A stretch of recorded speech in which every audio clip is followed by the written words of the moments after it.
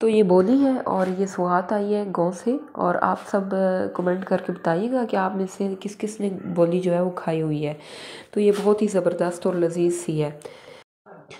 अस्सलाम वालेकुम my YouTube family, कैसे हैं आप सब। तो जी आज तबीयत बहुत ही डाउन सी रही है पूरा दिन, और उसकी वजह शायद एक ये थी कि मेरी नींद जो है ना बिल्कुल भी पूरी नहीं हो रही थी। 2-3 दिनों से ना नींद का जो निज़ाम है वो बहुत डिस्टर्ब है, क्योंकि सहरी के बाद जो है वो 1 घंटा ही होता है। तो उसमें मैं थोड़ा रेस्ट करने की कोशिश तो करती हूँ, लेकिन यह है कि वो ना सारी रात क्योंकि जागते जागते ही गुजर जाती है, और फिर स्कूल भी जो है सारा दिन एक्टिव रहना होता है। तो बस सोई सोई सी कैफियत रही आज पूरा दिन, और सारा दिन ही ना अजीब सी बेजारी सी रही है तबीयत पे। तो यहाँ बोली जो है वो अम्मी ने बनाई है, गांव से सौगात आई है, दूध जो है वो आया है बोली वाला।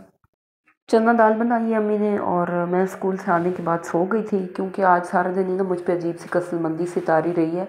और क्लास के अंदर भी ना मुझे तो जो है वो पूरा दिन ही जमाइयाँ आती रही हैं, और बड़ा मुश्किल से ना टाइम मैंने पास किया अपना स्कूल का। तो फिर स्कूल से आने के बाद मैं सो गई थी ज़ोर पड़ने के बाद, और थोड़ी देर पहले मैं उठी इफ्तार से पहले। तो अम्मी और सिस्टर ने सारा काम तकरीबन कर दिया था, तो बस मैं फिर छोटे मोटे मैंने काम किए। तो यहाँ पे जो है वो चटनी जो है वो मैं बना रही हूँ।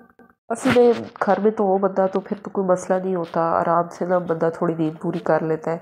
लेकिन मैंने क्योंकि सुबह स्कूल जाना होता है अर्ली मॉर्निंग, तो फिर वहाँ से मैं थोड़ी डिस्टर्ब हो जाती हूँ, क्योंकि यहाँ पे जो टाइमिंग चल रही है ना हमारे इलाके में, जिस टाइम बंद होता है रोज़ा, तो ये बंद होता है तकरीबन 4:30 पे आज बंद हुआ था।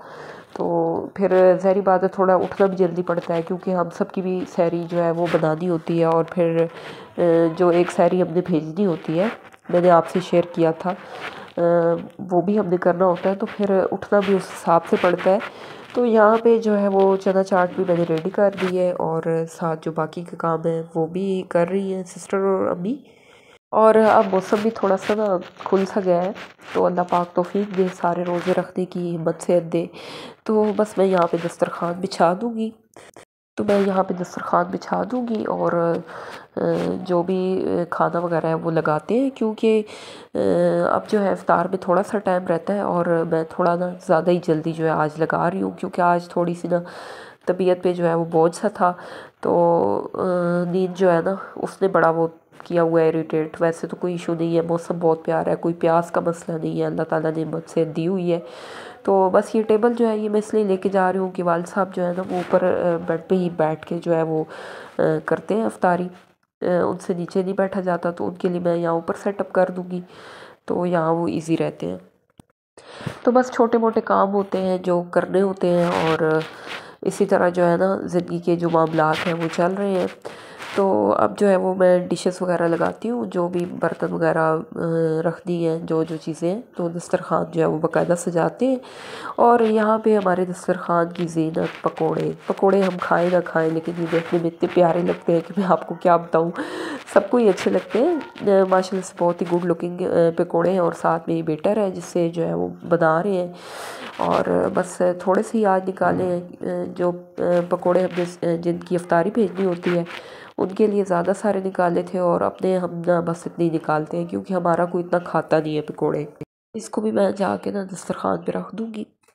तो यही छोटे मोटे काम हैं जो अब मैंने करने हैं, और आज जो है वो मूड नहीं हो रहा था कुछ भी करने का। तो आज की मेरी जो रूटीन थी वो रिलैक्सेशन रूटीन थी, क्योंकि मैंने खुद कोई इतना प्रैक्टिकली काम किया नहीं कि मैं आपसे शेयर करूं।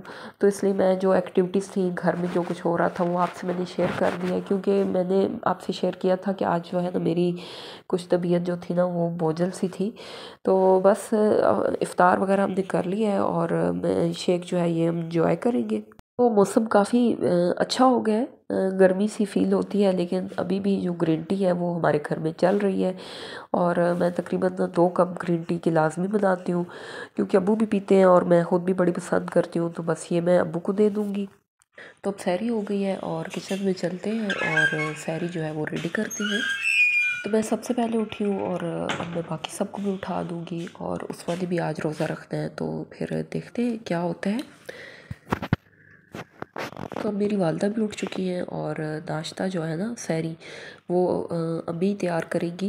तो यहाँ पे पेड़े बने हुए हैं, और साथ में तवा जो है वो अम्मी सेक रही है, और जल्दी जल्दी जो है ना वो हम नाश्ता तैयार करते हैं। हाँ, शुरू में तो मेरे साथ यूँ बहुत होता था कि मुझसे ना सहरी के टाइम में बिल्कुल नहीं खाना खाया जाता था।